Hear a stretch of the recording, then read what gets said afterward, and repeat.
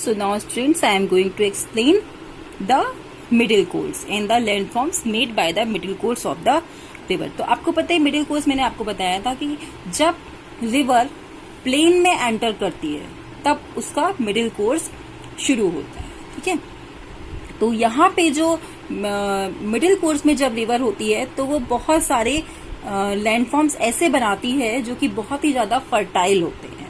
Okay, तो let's see कौन कौन से लैंडफॉर्म्स बनते हैं. यहाँ पर मिडिल कोर्स में the main function of river is transportation and deposition. Okay, तो these two terms are very important that I have explained you in the earlier video. Let's see meander. So while flowing through the plains, the river follow the winding path. Winding path means ये इस तरीके के path जो है वो river follow करती है. ठीक है, प्लेन्स में जब रिवर बहती है तो इसी तरीके से वो बहती है, आपने देखा भी होगा. ठीक है, तो देखिए, तो इस तरीके से क्या करती है रिवर जब बहती है तो इसका जो बीच का जो हिस्सा होता है उसके सेडिमेंट्स को बहाकर अपने साथ ले जाती है. तो जहां के सेडिमेंट्स बह जाते हैं वहीं पर ये रिवर अपना रास्ता बनाती हुई जाती है. ओके, तो जहां कहीं भी रिवर टर्न करती है वहीं का मटेरियल ये अपने साथ बहाकर ले जाती है. ओके, तो इस तरीके से ये जो शेप बनती है इसे ही हम कहते हैं क्या, मेंडर. ओके, अब आता है oxbow lake. Oxbow lake is a part of meander. तो इसमें क्या होता है, oxbow lake is a U shaped body of water.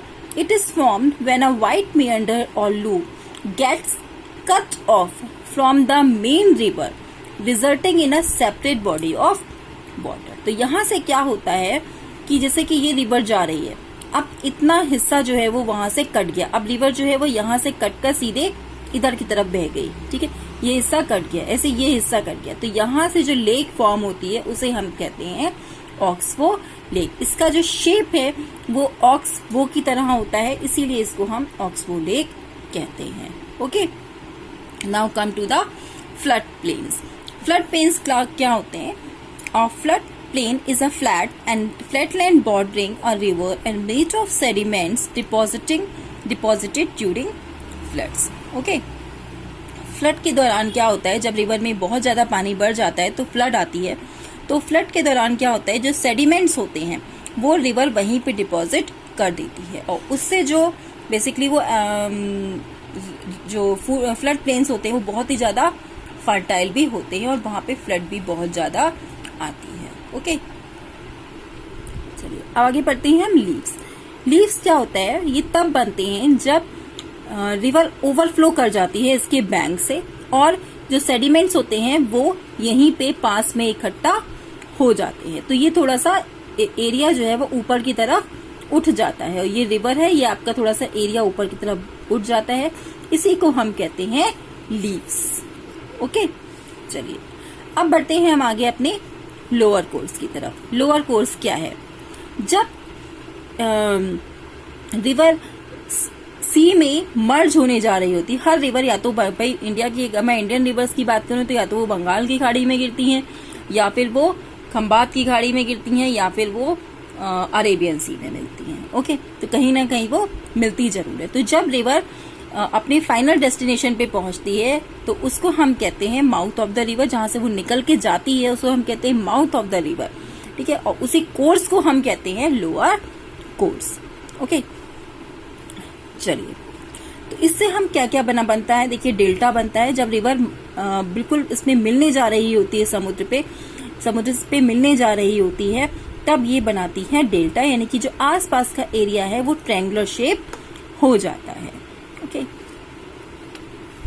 इसमें क्या होता है, the river slows down as they come closer to the sea और ocean. They are unable to carry sand. अब वो समुद्र के पास जाने जा रही है, उसका जो इंटेंसिटी है बहने की वो भी कम हो जाती है. तो सैंड, सिल्ट, रॉक पार्टिकल जो है वो वहीं पे जो कैरी कर रही होती है अपने साथ, उसको वो आगे कैरी नहीं कर पाती और वहीं पे डिपॉजिट कर देती है. तो इस तरीके से एक ट्रायंगुलर शेप्ड फीचर बनता है जिसको हम कहते हैं डेल्टा. इस इंडिया में इस तरीके का डेल्टा गंगा ब्रह्मपुत्र डेल्टा है, जिसको हम सुंदरवन डेल्टा भी कहते हैं. It is the largest delta in the world. अब आते हैं डिस्ट्रीब्यूटरी.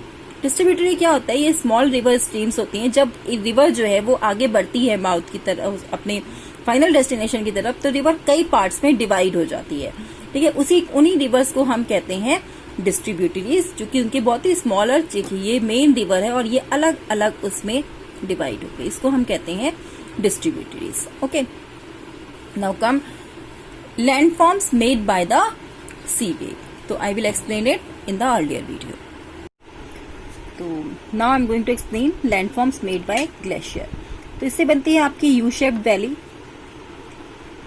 सर्क्यूक्स, इसमें क्या होता है, सर्क्यूक्स में क्या होता है कि जब ग्लेशियर इरोडिंग मटेरियल को लेके जाते हैं, ठीक है, तो कई बार इस तरीके से ये निकलते हैं कि आर्म चेयर, मतलब जैसे कि आपने आराम कुर्सी देखी है ना, उसकी शेप की डिजाइन बन जाती है, उसी को हम कहते हैं सर्क्यूक्स। लेक्स तो आपको पता है कैसे बनती है कि when the ice melts these hollow और depression get filled with water to form beautiful lakes in the mountain region. हाँ, मोरेन्स देखिए क्या होता है।